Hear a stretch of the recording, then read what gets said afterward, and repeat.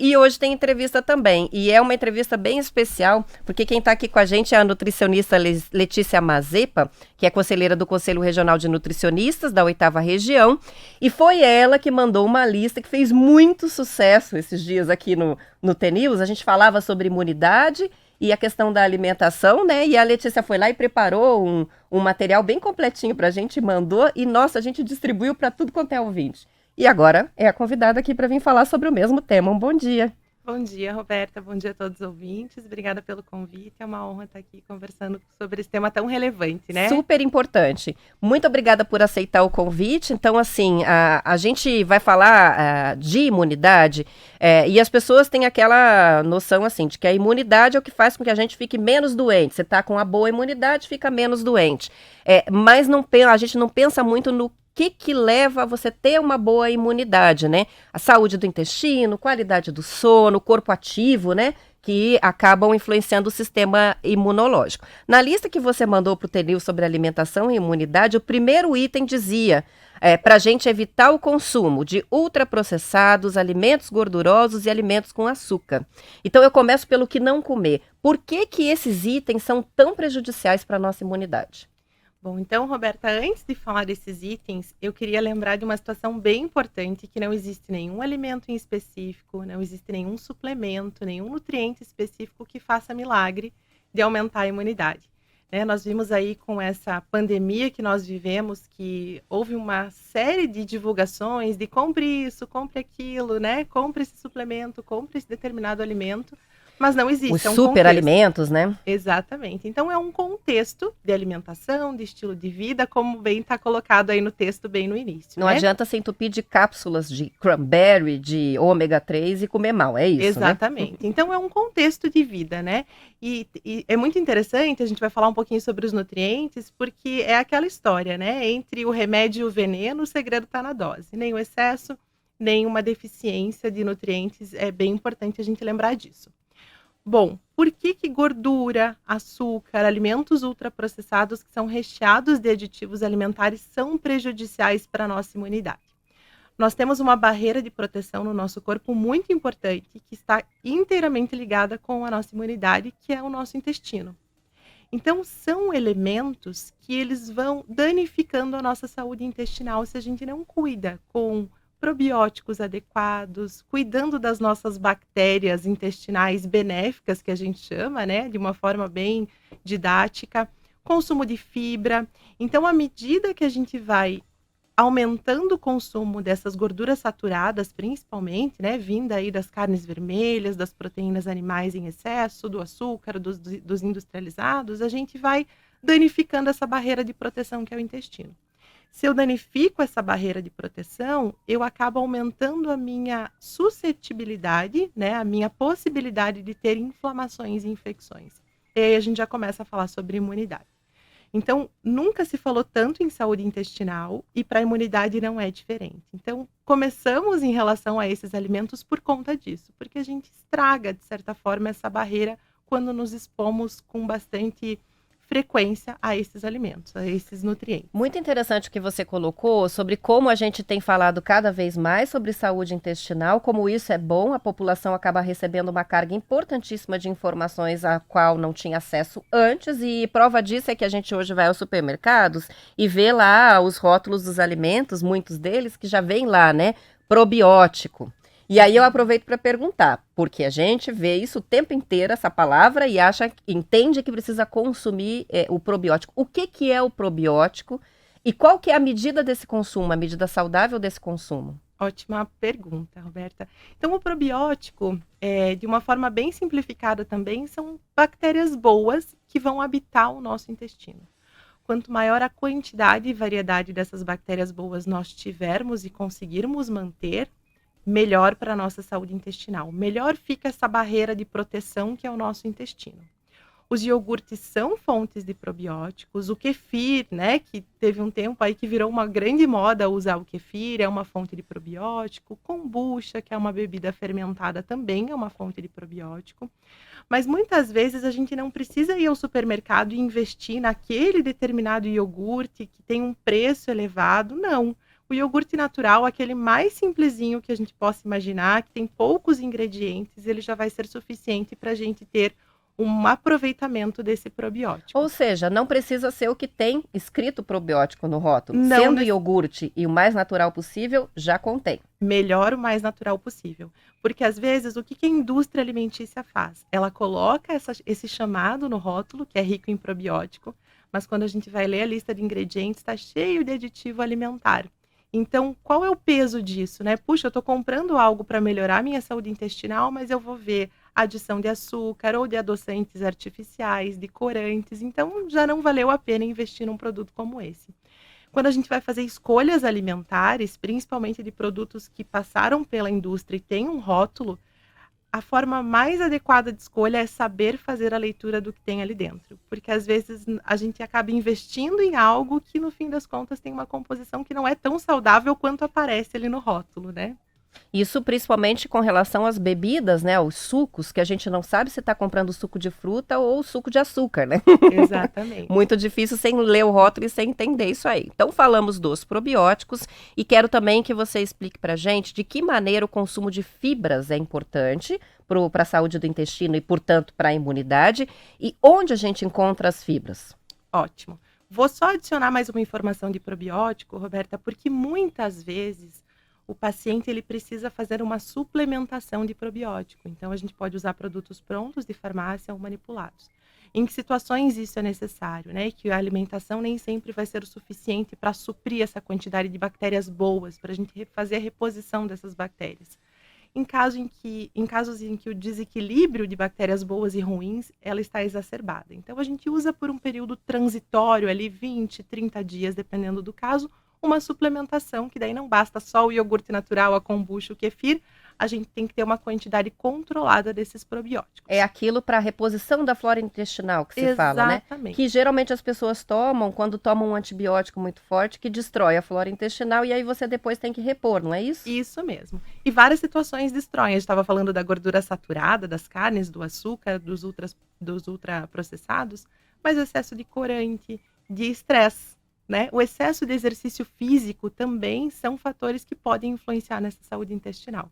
Então não é Opa, só... excesso de exercício físico é importante a gente parar nesse ponto aí, porque não é o que a gente está acostumado a ouvir. A gente está acostumado a ouvir que o sedentarismo é ruim para tudo. Quando que o excesso pode ser prejudicial? O excesso pode ser prejudicial quando eu não tenho um aporte nutricional adequado, ou seja, eu faço muito exercício, tenho uma necessidade de nutrientes aumentada e eu não consigo repor isso de forma adequada. E também no caso em que existe um exercício extenuante intenso diariamente e não há uma adequada recuperação. Então, às vezes, a pessoa não dá um tempo adequado de recuperação entre um dia e outro, entre um treino intenso e outro, sem fazer a reposição nutricional adequada. Então, o exercício também é um fator de proteção para a microbiota intestinal, para todo esse ambiente intestinal. Mas quando ele está em excesso, os estudos mostram que ele parece danificar a microbiota. Então, isso também não é interessante. Olha, curioso isso. Vamos passar para as fibras, Vamos então? nas fibras. Então, você perguntou a importância dessas fibras para essa saúde intestinal. Nós falamos dos probióticos e vamos entender que esses probióticos são as bactérias boas do nosso intestino e eles precisam se alimentar. E a fibra ela vai servir como um substrato, como um alimento para que essas bactérias boas elas sobrevivam. Então, a gente, por exemplo, num caso de precisar de uma suplementação de probiótico por um período, como nós falamos há pouco, a gente vai fazer essa suplementação a vida toda? Não. A gente pode suplementar ali por 30 dias, mas a gente quer que essas bactérias boas sobrevivam, que elas continuem habitando o intestino. Então, a gente precisa alimentá-las. Eu vou precisar consumir alimentos fontes de fibra ou suplementação, dependendo do caso, para que eu tenha a alimentação e a sobrevivência dessas bactérias. E a fibra basicamente está na salada, não é isso? Frutas de forma geral, hortaliças de forma geral e alguns cereais integrais, né? Então, eu sempre gosto de elencar alguns alimentos bem interessantes para a gente colocar na rotina. E quando a gente fala de fibra, além de frutas e hortaliças no geral, existe uma fibra chamada beta-glucana, que ela é maravilhosa para a imunidade e também ela é muito interessante para os nossos probióticos, que ela está principalmente na aveia. Então, é um alimento que é relativamente acessível, né, em termos de valor. Ele é versátil, então agora no inverno fazer um mingauzinho, colocar em cima da fruta, adicionar num smoothie, numa vitamina, já é uma forma de a gente incluir aí 1, 2 colheres de sopa por dia, seria interessante Ia para esse perguntar aporte. isso, a medida. 1, 2 colheres de sopa de aveia em algum momento do dia. Em algum momento do dia. Que pode ser até o mingau. Pode ser um mingau, pode ser uma farofinha de ovo com aveia, então é um ingrediente bem versátil que a gente consegue normalmente aderir fácil, né? Você falou um nome difícil aí, como é que era? Beta-glucana. Esse aí. E outro que eu vi na tua lista é o polifenóis. Alimentos bons para a imunidade contêm polifenóis. Quais são e o que é essa outra substância? Uhum. Então, quando o nutricionista fala, tem um prato colorido, né, não é por acaso. As cores dos alimentos muitas vezes estão relacionadas à presença desses polifenóis, que não são considerados nutrientes, mas são elementos químicos que tem nos alimentos, né, principalmente nos alimentos de origem vegetal. E a gente pode trazer até alguns bem conhecidos, né, como os alimentos roxos, que são fontes de antocianinas. Então, temos mais alguns nomes difíceis aí desses polifenóis.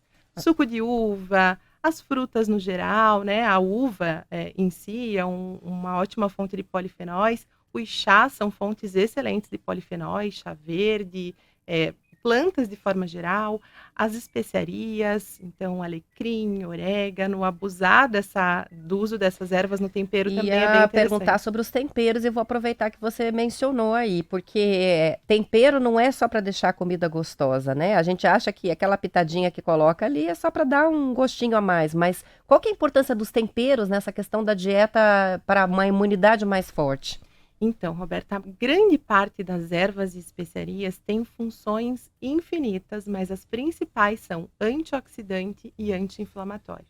Então, quando eu tenho uma ação antioxidante e anti-inflamatória, é uma forma de eu neutralizar também o excesso de radicais livres, desse excesso de produtos que o nosso corpo já fabrica normalmente, né? O nosso metabolismo já produz normalmente. Então, o consumo desses elementos ajudam a neutralizar esse excesso de radicais livres.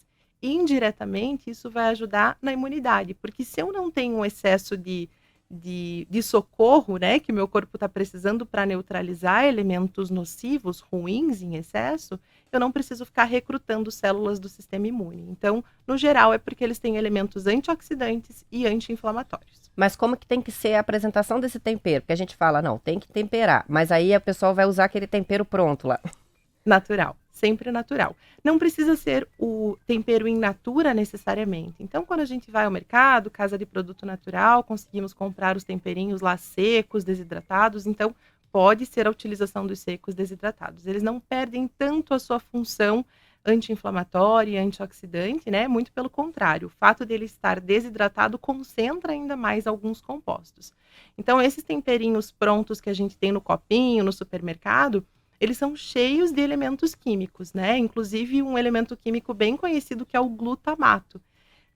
Tem lá no shoyu, tem nos temperinhos de macarrão instantâneo, tem nesses temperinhos prontos. Aqueles tabletes nos tabletinhos, então... de caldo, né? De frango, de carne, Exatamente. Então, esse glutamato, ele é extremamente nocivo para a nossa saúde, aumenta estresse, aumenta a crise de enxaqueca para quem já tem essa predisposição. Então, usar tempero pronto, assim, que tem aditivo alimentar, não é benéfico em situação nenhuma.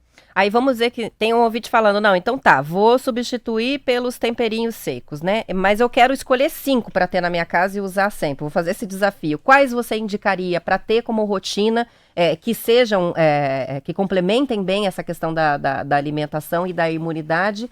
Mais 5 itens para ter ali do lado do fogão. Tá, vamos lá, desafio. Alho, né, se a gente for pensar, o alho, ele tem um composto, um polifenol chamado alicina, que é extremamente relevante para a imunidade, já que o papo é esse, né? Melhor o fresco ou melhor o seco? Melhor o fresco. O fresco vai ter uma quantidade de compostos um pouco maior, né? Um pouco diferente das outras ervas que a gente vai falar em seguida. Então, o alho, se for fresco, melhor ainda. Segundo lugar, cúrcuma. Falamos tanto de cúrcuma nesses últimos anos, né? O açafrão da terra, na realidade, que é o nome mais adequado para a cúrcuma que nós utilizamos. Pimenta preta. Vou voltar lá. Cúrcuma é melhor em pó, né? Melhor em pó. Porque o fresco eu acho também difícil de você colocar nos preparos. Até dá para ralar em cima da salada, mas é um pouco mais difícil porque ele não tem um sabor tão agradável, né? É como o tempero seco, ele parece mais interessante o açafrão. Ele é mais versátil, mais fácil de utilizar, né? Você pode utilizar o fresco da forma como você comentou, raladinho em cima da comida. Também serve. Também serve, com toda certeza. Então a gente pode usar a cúrcuma. O ideal de usar a cúrcuma é no final da preparação. Então, por exemplo, vou fazer um ovinho mexido, no finalzinho, quando eu for quase desligar esse ovinho mexido, é que eu vou incluir esse temperinho, tá? Para que a gente não tenha uma perda nas funções, né? Nas propriedades Para não dessa esquentar cúrcuma. demais, isso? Para não esquentar demais. Então, ela tem uma sensibilidade a esse calor. Um elemento que ajuda a absorver melhor os componentes dessa cúrcuma é a pimenta preta, a pimenta do reino. Então, já seria um terceiro ingrediente que seria interessante a gente utilizar. Esse é um tempero muito, assim como o alho, muito usado na culinária brasileira, né? Muito usado. Tudo então, vai pimenta do reino. Exatamente, vai em tudo, é fácil de usar, geralmente tem uma aceitação muito legal também. Um outro elemento que é bem anti-inflamatório, ele é antimicrobiano, então para a imunidade aí já é bem interessante a gente incluir, e é versátil, é o orégano, também seria um tempero bem legal a gente incluir.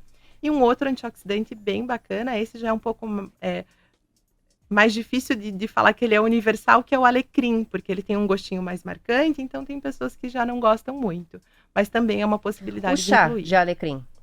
Chá de alecrim tem um bom efeito? Sem dúvida alguma. Então, chás de forma geral, a gente falou dos polifenóis, que são fitoquímicos, elementos químicos dessas plantas que têm um efeito antioxidante e anti-inflamatório. Os chás são fontes incríveis desses fitoquímicos. Tem uma participação muito legal aqui do Romildo Júnior, que mandou até a foto. Ele disse: tomamos chá kombucha que melhora a imunidade, é uma delícia. Semanalmente produzimos 2 litros. A família dele substituiu totalmente os refrigerantes pela kombucha. E dele fala, tem maçã, sabor anis estrelado, a gente faz de canela, com várias especiarias. É uma recomendação? Com certeza. Ainda mais substituindo os refrigerantes, ainda mais né? substituindo o refrigerante. E ainda mais que eles usam essas especiarias, então isso já confere ali os probióticos, já confere os antioxidantes nessas especiarias, então excelente. É uma mudança de hábito aí que, se a família toda aderiu, fundamental.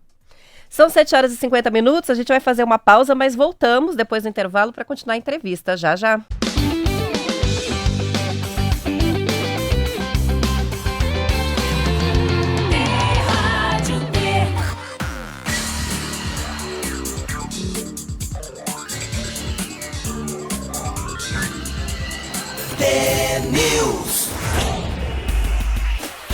São 7h52, o Plínio de Joinville está participando com a gente para dizer sobre os temperos, que ele diz, eu tenho e uso todos esses que a nutricionista falou, então legal, ele só pergunta para ela o seguinte, numa panela de arroz ou feijão, 7 ou 8 dentes de alho é o suficiente? Daí ele é o que eu costumo colocar. É uma pergunta interessante, porque existe o excesso de alho, se você colocar demais, pode prejudicar ou pode pôr 8 dentes de alho que tá tudo bem? Não, se ele não tem nenhuma alteração de saúde ou não tem nenhum desconforto ao consumir esse alimento bem temperadinho com alho, não tem problema nenhum. Maravilha. Sobre a alimentação e a imunidade, queria saber sobre a questão de ingestão de água. Por que é tão importante tomar bastante água? Bom, Roberto, em primeiro lugar, o nosso corpo é basicamente 60%, 65% água. Isso varia de acordo com a nossa composição corporal. Então, quanto mais músculo eu tenho, mais água eu tenho. E a idade também, né? Quanto mais jovem, maior percentual de água na nossa composição. Não sabia disso. Então, quem é muito forte tem bastante água, porque o músculo armazena mais. Armazena mais água. Então, a pessoa que tem mais músculo vai ter um pouquinho mais de água armazenada. Bem, todas as nossas funções do nosso metabolismo precisam de água. Então, já começamos por aí dessa importância desse consumo, né? E para nossas células do sistema imune, para a saúde do nosso intestino, que nós começamos aqui falando sobre isso, não é diferente. Então, esse consumo adequado de água, de líquidos de forma geral, ele é bem importante. Nós fazemos uma continha para adulto que é bem básica, né? Alguns já devem conhecer, que é multiplicar 35 ml de líquido pelo peso corporal atual. Então, uma pessoa que tem 70 quilos vai lá fazer a continha, 70 vezes 35. No geral, a gente vai ter uma quantidade final aí adequada de consumo de água. O que a gente tem que pensar?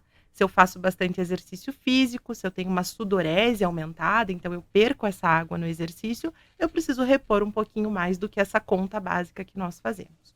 O que conta, né? Uma pergunta bem comum. Puxa, mas leite conta? Chá conta? No geral, conta. Então, sucos naturais pode contar nesse volume de líquido no geral. O leite, o que que a gente não coloca nessa conta? Bebidas cafeinadas. Então, o café, chá preto, chá verde, que contém cafeína, e essa cafeína ela propicia uma perda maior de água pela urina, a gente não coloca na conta, tá? Mas o Porque tudo que restante, você ganha acaba perdendo com o excesso de urina daí. isso, não Sai tudo, quase mas tudo. uma parte. Isso mesmo. É mais ou menos esse raciocínio, sim. Bebida alcoólica, mesma coisa? Mesma coisa. Então, Porque com a cerveja também, a gente toma uma quantidade grande de cerveja, se enche de líquido, mas também vai ao banheiro tantas vezes que parece que sai o que você tomou e mais um pouco. exatamente. Então, a bebida alcoólica, boa colocação, ela é uma excelente desidratante, né? Então, ó, não adianta hidratar com cerveja. Exatamente. Ela vai atuar ali num hormônio antidiurético. Então, ela tira a função desse antidiurético e a gente acaba urinando com mais frequência, sim. Outra questão sobre imunidade, que eu imagino que seja a dúvida de alguns ouvintes, é a questão do consumo de carne. Então, as pessoas hoje têm uma tendência grande aí reduzindo o consumo de carne, muita gente está se tornando vegetariano, vegano, mas é comum ouvir, né, que parou de comer carne e parece que ficou com a imunidade baixa. Por que que isso acontece? Isso acontece normalmente porque não existe um acompanhamento dessa transição, né? Não há problema algum restringir o consumo de carne de uma forma geral, contanto que a gente faça a reposição adequada. E aí eu vou colocar 2 pontos principais e mais perigosos, vamos dizer assim, de fazer uma transição de uma alimentação onívora, que é onde a gente come todos os grupos alimentares, para uma vegana ou vegetariana, que é deficiência de B12, a vitamina B12, que é extremamente importante para todos os nossos processos metabólicos, para muitos deles, ela está na carne vermelha, então, principalmente na carne vermelha, né, mas proteína animal de uma forma geral. E nesse caso, o indivíduo precisa fazer suplementação. Esse não é uma opção, né? O vegetariano que fez a exclusão total de proteína animal, ele vai precisar fazer a reposição de B12. E a quantidade de proteína? Tem proteína nos vegetais? Com certeza, nós temos nos feijões, né, nas oleaginosas, leguminosas de uma forma geral, são exemplos de fontes de proteína. Lentilha, né? Lentilha, Grão de bico também se fala muito, né? grão de bico é uma ótima fonte de proteína, mas tem 2 situações. Muitas vezes, nessa mudança do padrão alimentar, ele não consome o suficiente de proteína de fonte vegetal, e a gente tem que levar em consideração que a nossa disponibilidade, o nosso aproveitamento de proteína vegetal é menor do que proteína animal. Então, a gente absorve menos proteína dos vegetais do que seria alimentos de origem animal. Então, a gente pode ter prejuízos para a saúde, sim, caso não tenha um acompanhamento e o ajuste adequado. Então, é importante fazer essa transição ideal, com então, ajuda. se vai fazer a mudança, é procurar um nutricionista mesmo. Com certeza. Para não abalar a saúde, né? Exatamente. E até preferencialmente nutricionistas que tenham essa especialidade em veganismo e vegetarianismo para poder orientar preparações e a escolha dos alimentos. O Tino escreveu para a gente para saber sobre o chimarrão com relação à hidratação. Se segue a mesma lógica do café ou se conta como um suco? Segue a mesma lógica do café porque a erva mate tem cafeína, né? Então ela é extremamente diurética. Aí a gente vai deixar de lado a contabilidade dessa água aí para... Não quer dizer que não possa tomar o chimarrão, só não conta ele como seu líquido obrigatório diário, é Exatamente. isso? Então só cuidar para não substituir a hidratação só pela erva mate, né? Mas pode ser mantida na rotina sem problema. Tem uma participação chegando de Piraquara, o Enivaldo escreveu pra gente para dizer: meus filhos gêmeos nasceram prematuros, a imunidade era baixa, viviam no antibiótico, comecei a fazer chás caseiros com alecrim, às vezes orégano, capim-cidreira, hortelã, tudo natural da horta, e hoje, aí ele mandou a foto aqui dos meninos bem fortes, deixa eu ver qual que é o time deles. Eles torcem pro Atlético Paranaense. Legal. Aí deu ruim, né, Tino? Eu já gostei dessa parte aí também. Eu já não gostei muito, mas adorei a foto que ele mandou pra gente. Lindíssimos os filhos dele. E que legal, né, a questão dos chás. Porque a impressão, às vezes, que a gente tá tomando chá é que a gente não tá consumindo nada, tá consumindo como se fosse uma água. Mas tem bastante propriedade, né, nos chás. Tem bastante propriedade. Uma questão bem legal, até que, né, o Tino comentou aí do novo hábito dos filhos. Quando a gente quer um chá para fim medicinal, para ter mais benefícios dessa planta, é interessante que não seja o chá de saquinho que a gente encontra em supermercado, que seja a folha, a raiz, a semente em si, né? Então isso seria mais interessante do que usar os chás de saquinho. São 7h58. Rapidamente para a gente encerrar, tem muita pergunta aqui que não coube, você vai ter que vir outra vez aqui, a gente marca na sequência, Letícia. Mas para a gente encerrar, quem quiser te encontrar, você tá nas redes sociais, tem algum site para quem ficou interessado em conversar e saber mais, e de repente até fazer, né, um acompanhamento nutricional com você, Letícia? Tenho o Instagram, então é o @leticia.mazepa. Então pode entrar em contato ali pelo direct, que eu acho que é o caminho mais fácil. Beleza, então. Agradeço muito pela sua participação, foi bem esclarecedor. Foi praticamente uma consulta aqui. Que bom, obrigada, coletiva. Roberta. Eu agradeço as mensagens também que os ouvintes enviaram e até uma próxima. São 7h59. Essa é a Letícia Mazepa, conselheira do Conselho Regional de Nutricionistas da 8ª Região, convidada do TNews, veio falar sobre imunidade e alimentação. Depois a entrevista, para quem perdeu um pedacinho ou quer ouvir de novo para anotar, vai para o nosso YouTube TNews no ar. Vou terminando por aqui, amanhã estaremos de volta às 6:50 com mais notícias. Boa quarta-feira e até lá!